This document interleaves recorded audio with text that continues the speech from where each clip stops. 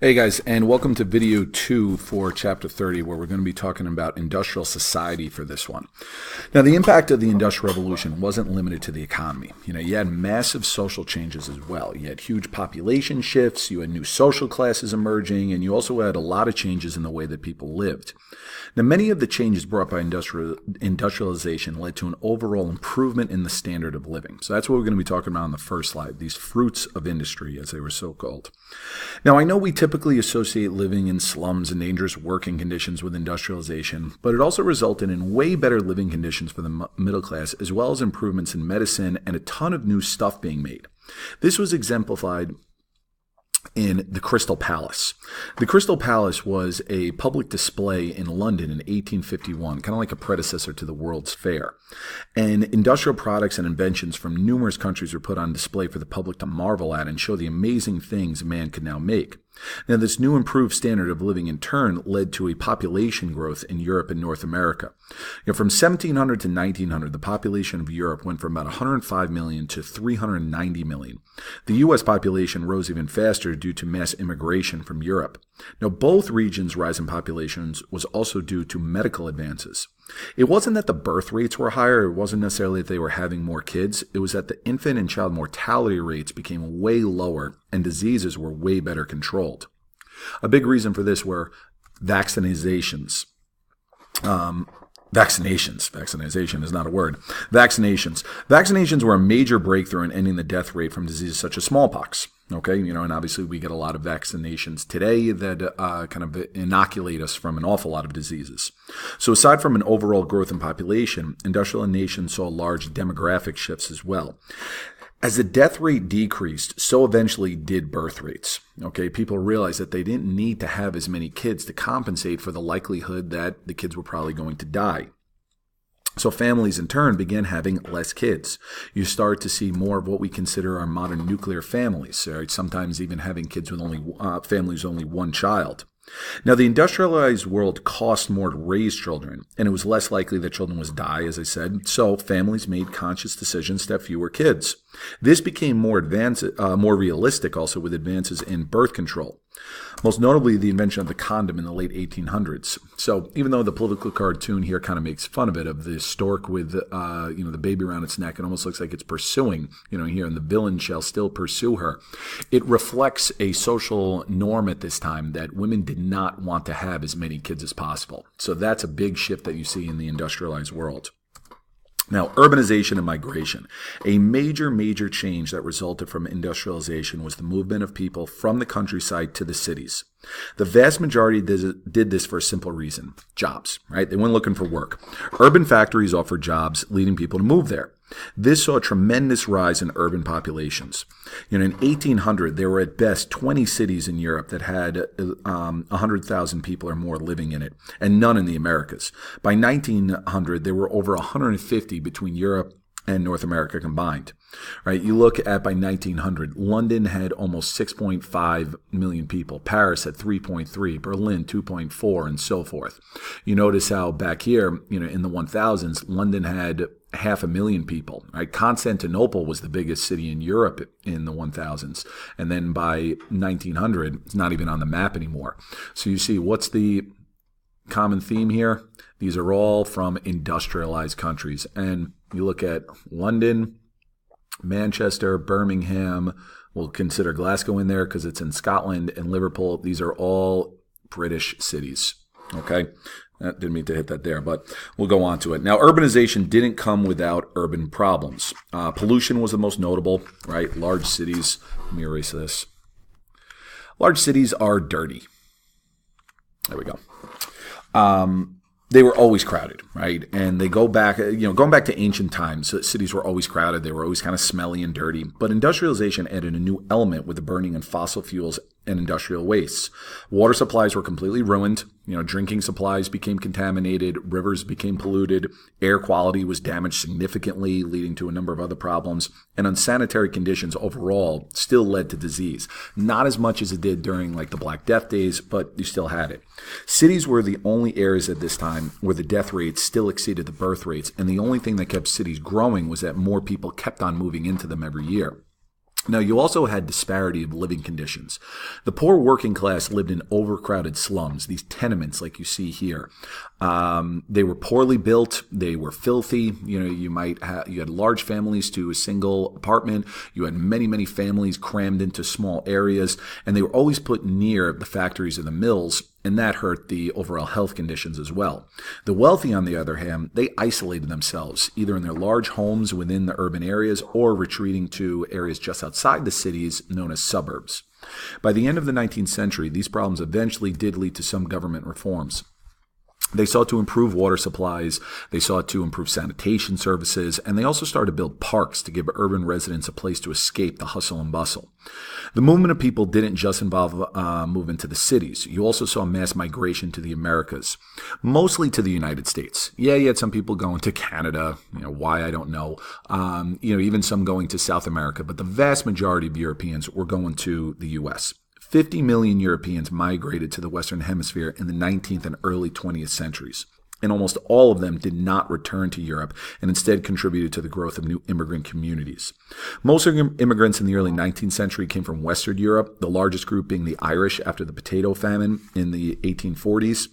The late 1800s saw many Jewish immigrants from Russia and Eastern Europe. They were fleeing anti-Semitic policies such as the Russian pogroms and so forth. Now, with industry and society, as I said at the beginning of the video, industrialization had a huge impact on society, especially when it came to new social classes. The old order throughout most of human history divided society into two basic categories. You had nobles and then you had peasants. You might have a small middle class of merchants or artisans, but the overwhelming number of any population were poor peasants who were ruled over by the privileged classes of monarchs, aristocrats, and priests. Now, the old money nobility, as they were called, was being replaced by the captains of industry, right? Business owners and entrepreneurs who benefited from the vast wealth created by industrial manufacturing. Now, while poor workers still made up the largest part of society, the biggest change of industrialization was the growth of the middle class. This class typically were educated and they lived pretty comfortable lives. Maybe they didn't have the huge mansions and sprawling estates of the upper class, but they lived much, much better than the poor in those slums that I just showed you in the previous slide. And as I said, they were educated because their jobs in society were higher up than the lower class workers. You also saw a shift with industrial families. Pre-industrialization, the family typically all worked in the same field, mostly agriculture, but maybe some craftsmanship or commerce, right? Family-owned businesses.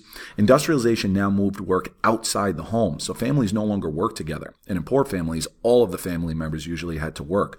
Families became more separated. This was especially true of fathers, leading to an increase in male status. Men, they've been the dominant family figure going back to hunter-gatherer days, literally the dawn of civilization. But men now took on even more prominent roles outside the home. They were now not only workers, they were managers, they were administrators. It also set them apart from their wives even more. Women would work in factories, but only as low-level workers. Management was believed to be only for men. So men, therefore, became the dominant earners for families. Now, as said before, women did work, but female work was only common for the lower classes.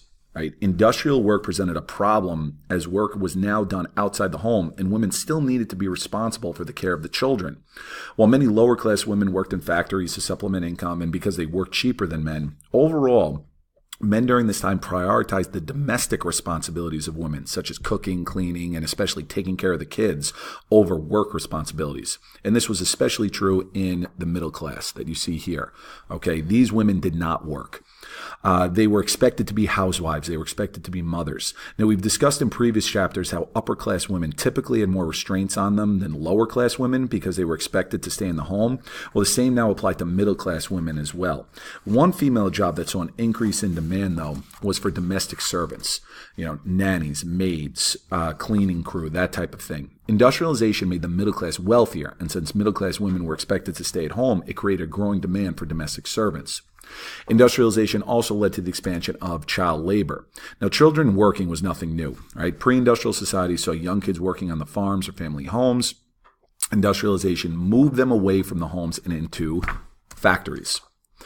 Early industrial work was very low paying, and oftentimes children had to work so the family could survive. This led to a lot of exploitation on the part of the factory owners. They were overworked. They were beaten. You can see here in the picture how they were working under very, very unsafe condition. I mean, this kid is climbing barefoot on what's probably a dangerous machine. Eventually, by the mid-19th century, Britain started to pass child labor laws to restrict business owners from hiring children. Now, let's get into socialism. Oh, we're good already. Okay. Oh, all right. Well, hold on. Okay, start at the beginning here. Now, the downsides of early industrial work in society led to a lot of criticism and calls for reform, right?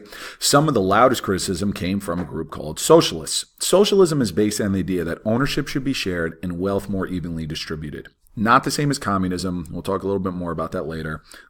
They condemned the wealth disparity that resulted from industrialization, with the small few controlling so much. Early socialism is often associated with utopian socialism. You have guys like Robert Owen who worked to establish these ideal communities where everyone was socially equal. While some, like the community in Scotland founded by Owen, did experience some success, most others experienced economic and political problems that forced them to close. Socialists started turning away from these idealistic utopian dreams and eventually looked into organizing mass worker movements. Now, the most important of these movements was led by Karl Marx. Marx was a German philosopher, and along with his friend Friedrich Engels, he believed that the problems of industrial society were the inevitable result of capitalism. He says, this is what we get from capitalism. Capitalism divides people into two main classes, the capitalists who own everything and the proletariat who are the workers. Capitalists don't just own the business. Through their wealth, they also own the politicians, the courts, the police. Right? You look up here, all the upper levels. We rule you, we fool you, we shoot at you,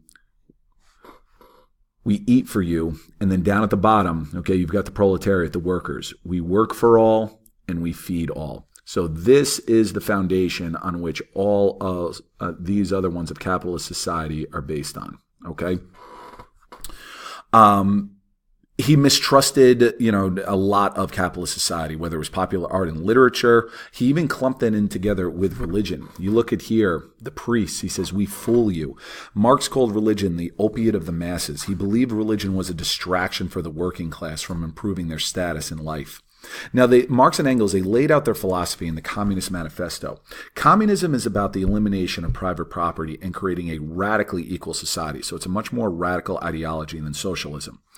It stated that all human history has been about social class struggle. It's all about the haves versus the have-nots. And it predicted that capitalism would wear itself out one day and that the proletariat, okay, these guys down here, they would stage a worldwide rebellion to overthrow the capitalist order. Eventually, after the dust settles, a fair and more just society would emerge. Now, the writings of Marx and Engels spread throughout Europe in the late 19th century, but socialism failed to form a unified voice. You had radical communists like Marx who were calling for revolution, while you had more moderate socialists who tried to gain influence in governments. Now, besides reforming government, social equality was also fought for by trade unions. Unions fought to improve workers' lives and end abuses in the workplace. 8 hours of labor, 8 hours of recreation, 8 hours of rest. Get rid of these 14 and 16-hour workdays. Help with the conditions in the workplace. Problem was that for most of the 19th century, both business owners and governments considered unions to be illegal. Worker strikes often resulted in violence, sometimes resulting in governments sending in police or even military forces to put the strike down. Over time, though, trade unions did result in the lives of workers improving, and it also lessened the likelihood that a worldwide revolution of the proletariat would take place like Marx predicted. All right, so that's a overview of industrial society, and then for the next, an actual final video for this chapter, we're going to talk about the global effects of industrialization.